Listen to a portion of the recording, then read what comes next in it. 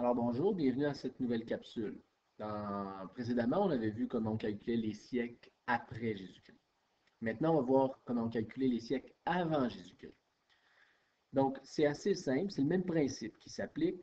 C'est-à-dire que je vous rappelle donc que l'an 1 était utilisé pour séparer les dates après Jésus-Christ et avant, c'était les dates avant Jésus-Christ, donc avant la naissance du Christ.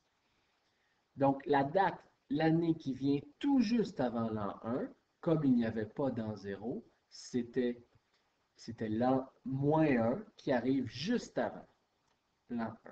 Donc, l'an moins 1 est l'année qui termine le premier siècle avant Jésus-Christ.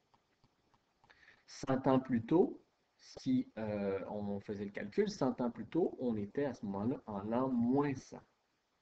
Donc, le premier siècle avant Jésus-Christ débute en l'an moins 100 et le siècle se déroule, l'an moins 100, l'an moins 99, l'an moins 98, l'an moins 97, pendant 100 années, et donc se termine en l'an moins 1. Donc vous voyez que les dates avant Jésus-Christ, c'est exactement le même principe que par exemple la température à l'extérieur. Donc à moins 30 degrés, il fait plus froid qu'à moins 10 degrés. Donc, et plus ça se réchauffe, plus le chiffre augmente, donc c'est-à-dire moins 10, moins 9, moins 8, moins 7. C'est le même principe avec les dates. Donc, plus une date est ancienne, plus le chiffre négatif va être élevé, donc moins 100.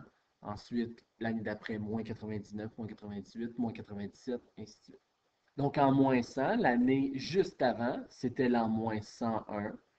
Et c'était la fin du deuxième siècle, qui lui aussi a duré pendant 100 ans. Donc, le deuxième siècle avant Jésus-Christ commençait en l'an moins 200. Et ainsi de suite, on peut placer comme ça toutes les autres dates jusqu'au 15e siècle avant Jésus-Christ. Donc, ce tableau, maintenant, te permettra de répondre ou de faire les prochains exercices sur l'autre vidéo que je te recommande d'aller vérifier et d'aller compléter.